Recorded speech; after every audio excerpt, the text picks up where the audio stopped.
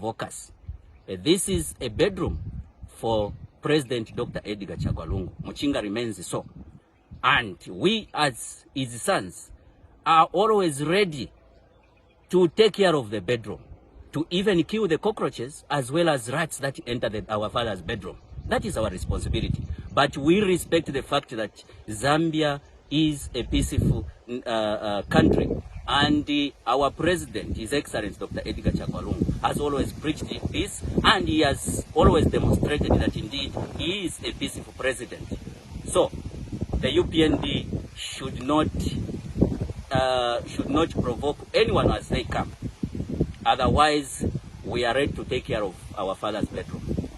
We also call the police to ensure that the real culprits of the Wednesday instance where our people were hacked and where two police officers were abducted should be brought to book. We call on them to ensure that the people that perpetrated that violence are made to account for. We are going to remain alert, and we call on our youths across the province to remain calm and adhere to peaceful acts. We know